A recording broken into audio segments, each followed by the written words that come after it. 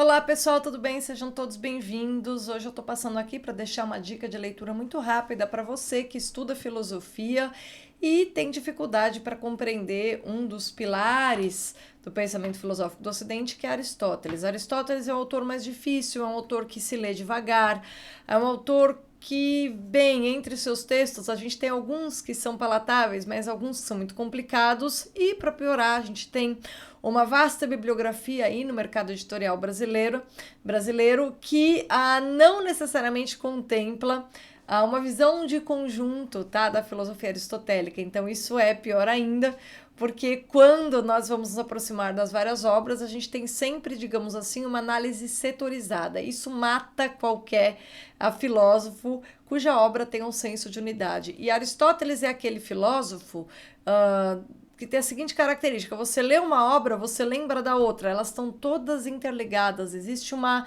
organicidade impressionante na obra aristotélica, tá? Não é o único, mas no caso dele é muito patente. Então, às vezes, vou dar um exemplo para vocês, tá? Um dia que vocês pegarem para ler os tópicos, que é aí considerado um dos componentes do órgão, um tratado de lógica, um tratado de, na verdade, de dialética, né?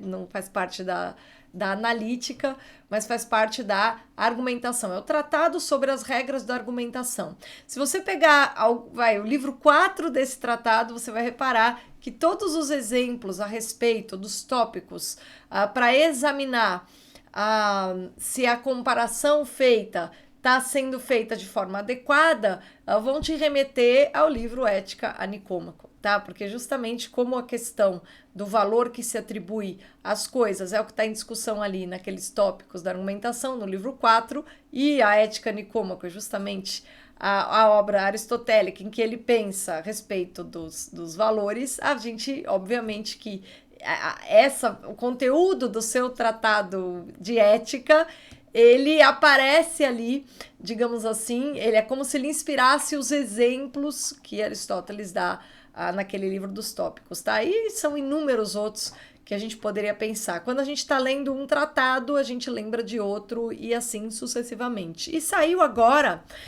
uma compilação de, digamos assim, aulas, tá? Eu vou chamar de aulas porque é o mais justo. Saiu uma compilação de aulas sobre Aristóteles por um grande leitor, né, e também estudioso, que foi o Olavo de Carvalho, tá? Esse livrinho chamado A Vingança de Aristóteles acabou de sair pela Vida Editorial e ele contém alguns ensaios que são impressionantemente esclarecedores a respeito do conjunto da filosofia aristotélica. Então, quando ele vai falar de um ponto da filosofia de Aristóteles, Olavo de Carvalho, ele nunca deixa de se referir ao lugar deste ponto no conjunto, tá?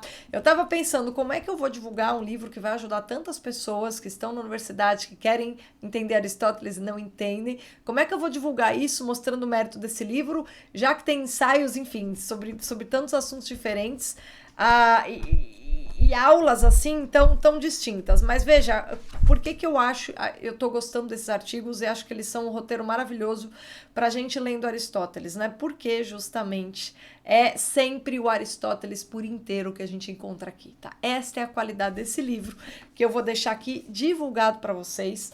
Aristóteles é um dos pais da civilização, tá?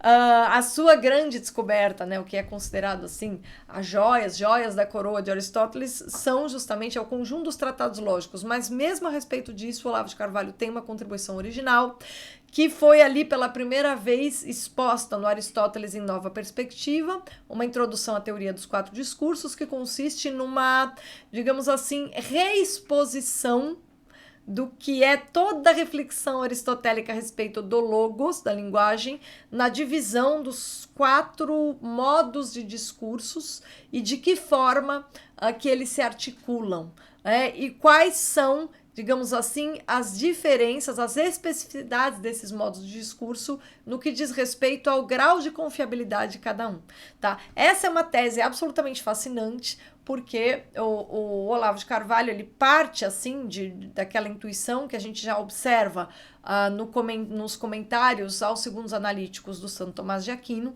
em que ele diz ali, ele aponta, digamos assim, a uma há uma integração da poética e da retórica aos tratados do órgão, tá? Uma vez que a poética seria a reflexão filosófica a respeito do discurso sobre o possível e a retórica a respeito do modo de discurso que representa o verossímil, né?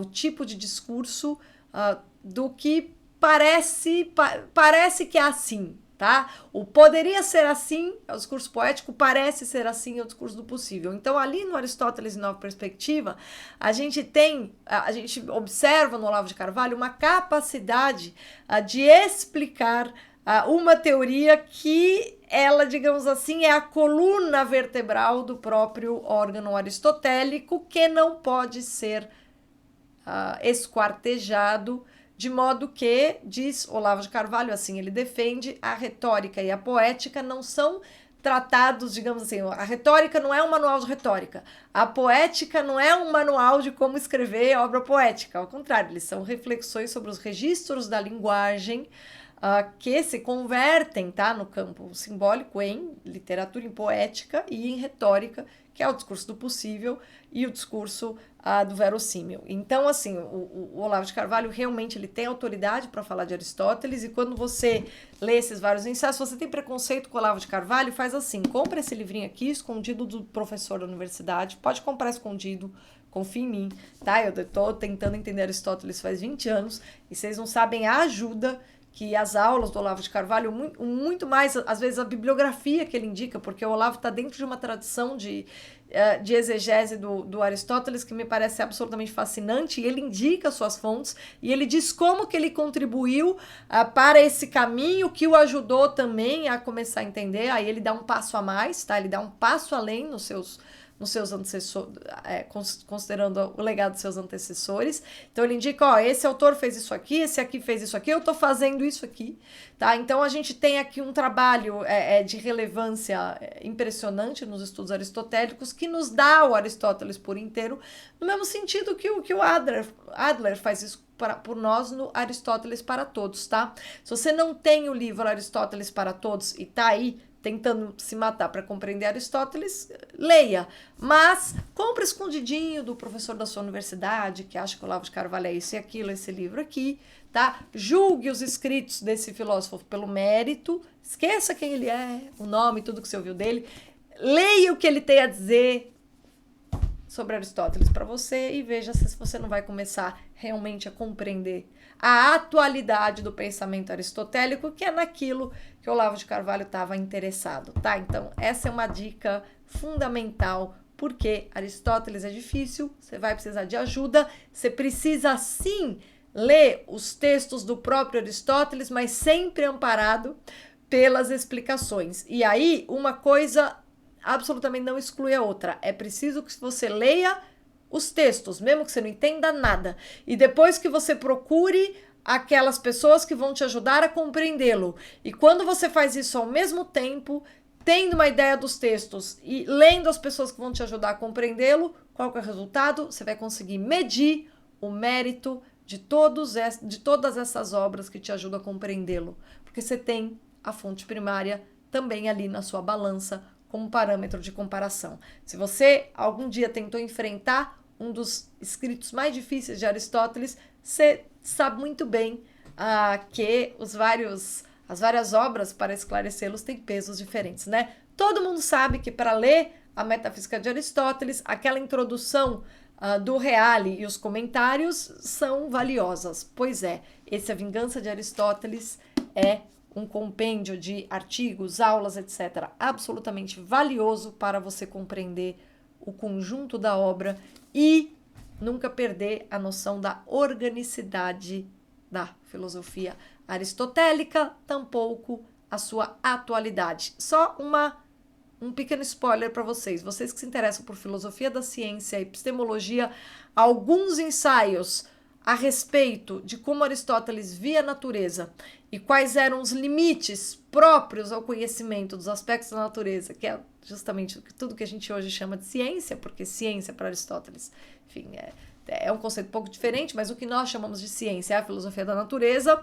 Esses estão entre os melhores, tá? Então, se o que te interessa, assim, é a atualidade de Aristóteles para a compreensão da própria natureza, quais são, digamos assim, as condições de possibilidade de conhecimento da natureza, aí então esse livro para você é uma festa. Mas enfim, acho que em todos os pontos ele é valiosíssimo. Não deixe de comprar, link na descrição. Minha livraria tem promoção e se não tiver, ainda assim, eu aposto para você que o valor desse livro vai estar melhor na minha livraria do que na Amazon. Mas se quiser tirar dúvida, teste nos dois, compre onde tiver o melhor preço para você, só não deixa de levar essa joia para casa. Muito obrigada pela companhia e até a próxima.